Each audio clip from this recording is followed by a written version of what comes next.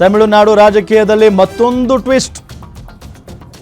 ವಿಜಯ್ಗೆ support ನೀಡುವಂತೆ ಎಐಎಡಿಎಂಕೆಯಲ್ಲೇ ಪಟ್ಟು.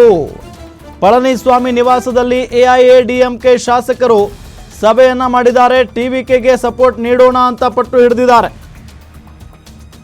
ಟಿವಿಕೆಗೆ ಬೆಂಬಲ ಘೋಷಿಸಲು ಎಐಎಡಿಎಂಕೆ ಮುಂದಾಗಿದೆ.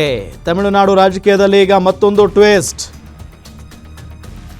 ವಿಜಯ್ಗೆ ಸಪೋರ್ಟ್ ನೀಡೋಣ ಅಂತ ಹೇಳಿ ಎಐಎಡಿಎಂಕೆಯಲ್ಲೇ ಒಂದಿಷ್ಟು ಜನ ಶಾಸಕರು ಪಟ್ಟು ಹಿಡಿದು ಕೂತಿದ್ದಾರೆ.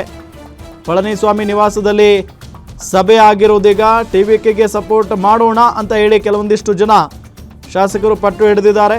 ಆರಂಭದಲ್ಲೇ ಒಂದು ವಿಚಾರ ಮುನ್ನೆಲೆಗೆ ಬಂತು. ಎಐಎಡಿಎಂಕೆಯ 35 ಜನ ಶಾಸಕರು ಟಿವಿಕೆಗೆ ಬೆಂಬಲ ನೀಡೋಣ ಅನ್ನೋ ನಿಟ್ಟಿನಲ್ಲಿ ಪಟ್ಟು ಹಿಡಿದು ಕೂತಿದ್ರು ಅಂತ ಹೇಳಿ, ಅದಕ್ಕೆ ಪಳನಿಸ್ವಾಮಿಯವರು ಅಡ್ಡ ಬಂದು ಬೇಡ, ಆ ರೀತಿಯಾಗಿ ಮಾಡಿದರೆ ಪಕ್ಷದ ಅಸ್ತಿತ್ವ ಉಳಿಯಲ್ಲ, ನಾವು ಅಸ್ತಿತ್ವ ಉಳಿಸ್ಕೊಳ್ಬೇಕಾಗಿದೆ. ಈ ಚುನಾವಣೆಯಲ್ಲಿ ಹಿಂಗಾಗಿರ್ಬೋದು, ಬಟ್ ಮುಂದಿನ ಚುನಾವಣೆಯಲ್ಲಿ ಇದೇ ರೀತಿಯಾದಂಥ ಚಿತ್ರಣ ಇರೋದಿಲ್ಲ. ಸೊ ಹಾಗಾಗಿ ನಾವು ಹೀಗೆ ಇರೋಣ ಅನ್ನೋ ನಿಟ್ಟಿನಲ್ಲಿ ಪಳನಿಸ್ವಾಮಿಯವರು ಎಲ್ಲರನ್ನೂ ಹೇಳಿ ಉಳಿಸ್ಕೊಂಡಿದ್ರು. ಬಟ್ ಈಗಲೂ ಕೂಡ ಅಂದರೆ ಸಹಜವಾಗಿ ಎಲ್ಲ ರಾಜಕೀಯ ಪಕ್ಷಗಳಿಗೂ ಒಂದು ಆಸೆ ಇರುತ್ತೆ, ಅಧಿಕಾರದಲ್ಲಿರಬೇಕು ಯಾವಾಗಲೂ ಅಂತ ಹೇಳಿ. ಈಗ ಟಿವಿಕೆ ಅತಿ ದೊಡ್ಡ ಪಕ್ಷವಾಗಿ ಹೊರಹೊಮ್ಮಿದ್ರು ಕೂಡ ಎಐಎಡಿಎಂಕೆ ಇಲ್ಲಿ ಟಿವಿಕೆಗೆ ಸಪೋರ್ಟ್ ಮಾಡಿದರೆ ಆರಾಮಾಗಿ ಬಹುಮತ ಬಂದು ಹೋಗುತ್ತೆ, ಜೊತೆಗೆ ಸರ್ಕಾರ ರಚನೆ ಮಾಡ್ಬೋದು, ಸೊ ಆರಾಮಾಗಿ ಸರ್ಕಾರವನ್ನು ನಡೆಸ್ಬೋದು. ಬಟ್ ಇದೆಲ್ಲದರ ನಡುವೆ ಈಗ ಎಐಎಡಿಎಂಕೆಯಲ್ಲೇ ಗೊಂದಲ ಇದೆ. ಬೆಂಬಲ ಕೊಡಬೇಕು, ಕೊಡಬಾರ್ದು. ಬೆಂಬಲ ಕೊಡಬೇಕು ಅನ್ನೋ ಸಂಖ್ಯೆ ಕಡಿಮೆ ಇದೆ, ಜಾಸ್ತಿ ಇದೆ. ಬೆಂಬಲ ಕೊಡಬಾರ್ದು ಅನ್ನೋ ಸಂಖ್ಯೆ ಕಡಿಮೆ ಇದೆ ಎಐಎಡಿಎಂಕೆಯಲ್ಲಿ.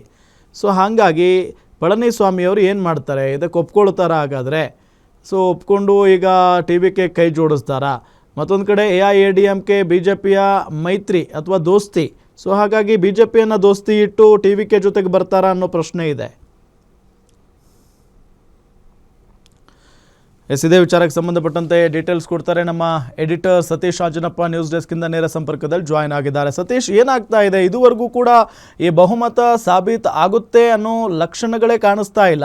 ಸೊ ಇದರ ನಡುವೆ ಎಐಎಡಿಎಂಕೆನವರು ಮತ್ತೊಮ್ಮೆ ಈ ಸುದ್ದಿ ಬರ್ತಾ ಇದೆ, ಒಂದಿಷ್ಟು ಜನ ಶಾಸಕರು ಟಿವಿಕೆಗೆ ಬೆಂಬಲ ಕೊಡೋಣ ಅಂತ ಹೇಳ್ತಾ ಇದ್ದಾರಂತೆ.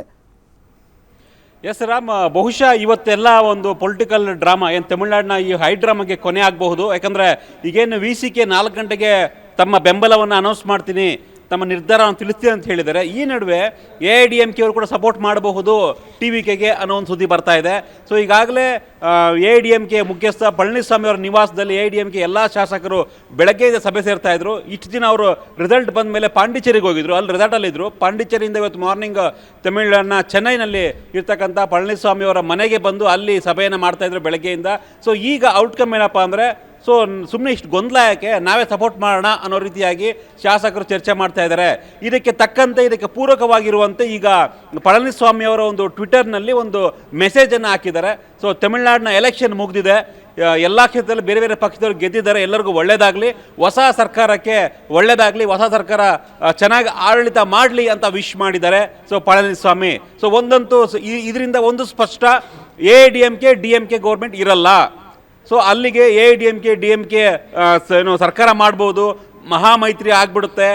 ಸಾಕಷ್ಟು ಕಳೆದ 50-60 ವರ್ಷಗಳಿಂದ ಎಐಎಡಿಎಂಕೆ ಮತ್ತು DMK ಬದ್ಧ ವೈರಿಗಳ ಮಹಾ ಸರ್ಕಾರ, ಮಹಾಮೈತ್ರಿ ಆಗಿಬಿಡುತ್ತೆ ಅನ್ನೋ ಒಂದು ಚರ್ಚೆ ಆಗ್ತಾಯಿತ್ತು ಕಳೆದ 4 ದಿನಗಳಿಂದ. ಅದೆಲ್ಲದಕ್ಕೂ ಕೂಡ EPS ಈಗ ಫುಲ್ ಸ್ಟಾಪ್ ಹಾಕಿದ್ದಾರೆ. ಸೊ ಹೊಸ ಸರ್ಕಾರಕ್ಕೆ ಒಳ್ಳೆಯದಾಗಲಿ ಅಂತ ವಿಶ್ ಮಾಡುವ ಮುಖಾಂತರ ವಿಜಯ್ಗೆ ವಿಶ್ ಮಾಡಿದ್ದಾರೆ. ಸೊ ವಿಜಯ್ ಸರ್ಕಾರ ರಚನೆ ಮಾಡೋದು ಶತಸಿದ್ಧ ಅನ್ನೋದು ಕನ್ಫರ್ಮ್ ಆಗಿದೆ ರಾಮ್. ಆದರೆ ಯಾರ ಜೊತೆ ಸರ್ಕಾರ ಮಾಡ್ತಾನೆ ಅನ್ನೋದು ಒಂದು ಸಸ್ಪೆನ್ಸ್ ಆಗಿದೆ. VCK ಅವರು ಸಪೋರ್ಟ್ ಮಾಡಲಿಲ್ಲ ಅಂದರೆ ಸೊ ಎಐಎಡಿಎಂಕೆ ಸಪೋರ್ಟ್ ಮಾಡ್ತಾರೆ ಅನ್ನೋ ಒಂದು ರೀತಿಯ ಹಿಂಟ್ ಬಿಟ್ಕೊಂಡನ್ನು ಕಾಣಿಸ್ತಾ ಇದೆ. ಹಾಗಾಗಿ ತಮಿಳುನಾಡು ರಾಜಕಾರಣ ಸದ್ಯಕ್ಕೆ ರೋಚಕವಾಗಿದೆ. ಒಂದಂತೂ ಸ್ಪಷ್ಟ ಆಗ್ತಾ ಇದೆ, EPS ಅವರ ಈ ಟ್ವೀಟ್ನಿಂದ ಏನಪ್ಪ ಅಂದರೆ ವಿಜಯ್ ಸರ್ಕಾರವನ್ನು ರಚನೆ ಮಾಡ್ತಾರೆ. ಲಾರ್ಜೆಸ್ಟ್ ಪಾರ್ಟಿಯಾಗಿ ಏನು ವಿಜಯ್ ಬಂದಿತ್ತು TVK, ಅವರು ಸರ್ಕಾರವನ್ನು ರಚನೆ ಮಾಡೋದು ಕನ್ಫರ್ಮ್ ಆಗ್ತಾ ಇದೆ. ಈಗಾಗಲೇ ಕಾಂಗ್ರೆಸ್, CPI, CPM ಸಪೋರ್ಟ್ ಮಾಡಿದ್ದಾರೆ, VCK ಸಪೋರ್ಟ್ ಮಾಡಿಲ್ಲ, ಇನ್ನೂ ಕೂಡ ಅಧಿಕೃತವಾಗಿ ತಮ್ಮ ನಿರ್ಧಾರವನ್ನು ಪ್ರಕಟ ಮಾಡಿಲ್ಲ. ಈ ನಡುವೆ EPS ಅವರ ಈ ಒಂದು ಸಂದೇಶ ಏನು ಹೇಳ್ತಾ ಇದೆ? ಸೊ ಶಾಸಕರ ಒತ್ತಾಯಕ್ಕೆ ಮಾಡಿದ್ದು ಅಂದರೆ ಎಐಎಡಿಎಂಕೆ ಶಾಸಕರ ಒತ್ತಾಯಕ್ಕೆ ಮಾಡೋದು TVKಗೆ ಬಾಹ್ಯ ಬೆಂಬಲವನ್ನು ಕೊಡ್ತಾರಾ ಅನ್ನೋದು ಈಗ ಪ್ರಶ್ನೆ ಆಗ್ತಾ ಇದೆ ರಾಮ್. ಸೊ ಇದೆಲ್ಲದರ ಜೊತೆಗೆ ಈಗ ಬಹುಮತ ಸಾಬೀತುಪಡಿಸಲಾಗದೆ ಅಥವಾ ಈಗ ಒಂದು ಕಡೆ ಸಿಕ್ಕಾಪಟ್ಟೆ ಆಕ್ರೋಶ ವ್ಯಕ್ತವಾಗ್ತಾ ಇದೆ TVK ಕಾರ್ಯಕರ್ತರು ಮತ್ತು ವಿಜಯ್ ಅಭಿಮಾನಿಗಳಿಂದ.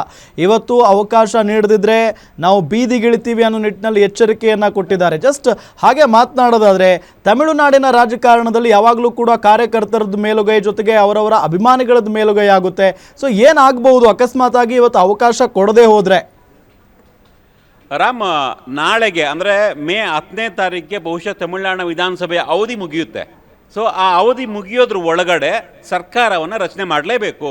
ನಾಳೆ ಮೇ 10, ನಾಳೆ ಇವತ್ತು 9, ನಾಳೆ 10. ಸೊ ಹಾಗಾಗಿ ನಾಳೆ ಒಳಗಡೆ ಸರ್ಕಾರವನ್ನು ರಚನೆ ಮಾಡಬೇಕು. ಒಂದು ವೇಳೆ ಆಗಲಿಲ್ಲ ಅಂದರೆ ಮತ್ತೆ ರಾಷ್ಟ್ರಪತಿ ಆಳ್ವಿಕೆ ಬರ್ಬೋದು. ಅದು 1 ವಾರನೋ 6 ತಿಂಗಳೋ 1 ತಿಂಗಳೋ ಗೊತ್ತಿಲ್ಲ. ಬಟ್ ಸರ್ಕಾರ ಅಂತೂ ರಚನೆ ಆಗಲೇಬೇಕು. ಸೊ ಹಾಗಾಗಿ ಇವತ್ತು ಎಷ್ಟು ಬೇಕಾಷ್ಟು ಸರ್ಕಸ್ ಆಗೇ ಆಗುತ್ತೆ. ಹೀಗಾಗಿನೇ ಇಷ್ಟು ದಿನ ಪಾಂಡಿಚೇರಿಯಲ್ಲಿದ್ದರು AIADMK ಶಾಸಕರು, ಅವರೆಲ್ಲರೂ ಈಗ ಮತ್ತೆ ಚೆನ್ನೈಗೆ ಬಂದು EPS ನಿವಾಸದಲ್ಲಿ ಸಭೆಯನ್ನು ಮಾಡಿದ್ರು ಬೆಳಗ್ಗೆಯಿಂದ. ಸೊ ಕೊನೆಗೂ ಇರಲಿ ಅಂದ್ಬಿಟ್ಟು ಈಗ ಟ್ವೀಟ್ ಮಾಡಿದ್ದಾರೆ. ಅಲ್ಲಿಗೆ AIADMK ಒಂದು ರೀತಿ ಶಾಸಕರು ಸಪೋರ್ಟ್ ಮಾಡೋಕ್ಕೆ ರೆಡಿ ಇದ್ದಾರೆ ಅನ್ನೋ ಲೆಕ್ಕಾಚಾರದಲ್ಲಿ.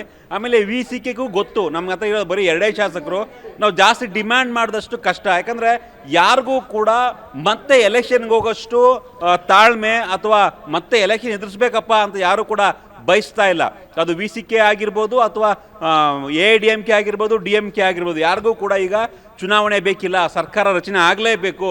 ಇನ್ನು ರಾಷ್ಟ್ರಪತಿ ಆಳ್ವಿಕೆ ಕೂಡ ಯಾರಿಗೂ ಬೇಕಾಗಿಲ್ಲ. ಅದು DMK ಆಗಿರ್ಬೋದು, AIADMK ಆಗಿರ್ಬೋದು. ರಾಷ್ಟ್ರಪತಿ ಆಳ್ವಿಕೆಯನ್ನು ಎಲ್ಲರೂ ಕೂಡ ವಿರೋಧವನ್ನು ವ್ಯಕ್ತಪಡಿಸ್ತಾ ಇದ್ದಾರೆ. ಹಾಗಾಗಿ ಗವರ್ನರು ನಮಗೆ ಬೇಡ, ನಮಗೆ ಒಂದು ಸರ್ಕಾರ ರಚನೆ ಆಗಬೇಕು. ಪ್ರಜಾಪ್ರಭುತ್ವದಡಿ ಏನು ಡೆಮಾಕ್ರಸಿ ಅಡಿ ಇವತ್ತು ಎಲೆಕ್ಷನ್ ಆಗಿದೆ, ಎಲೆಕ್ಷನ್ ಆಗಿ ರಿಸಲ್ಟ್ ಬಂದಿದೆ, ಯಾರೋ ಒಬ್ಬರು ಸರ್ಕಾರ ರಚನೆ ಮಾಡಬೇಕು ಅನ್ನೋದು ಪ್ರತಿಯೊಬ್ಬ ಪಕ್ಷದ ಶಾಸಕನ ಮತ್ತು ಪಕ್ಷದ ನಾಯಕರ ಅಭಿಪ್ರಾಯ ಆಗಿದೆ. ಹೀಗಾಗಿನೇ ಸೊ ಇವತ್ತು ಬೆಳಗ್ಗೆ 11 ಗಂಟೆಗೆ ಅಂತ ಪ್ರೆಸ್ ಮೀಟ್ ಇತ್ತು ಏನೋ VCK ಅವ್ರದ್ದು. ಬಟ್ ಅವ್ರು VCK ಅವರು ಒಂದೇ ಮಾತು ಹೇಳಿದ್ರು 1 ಗಂಟೆಯಲ್ಲಿ.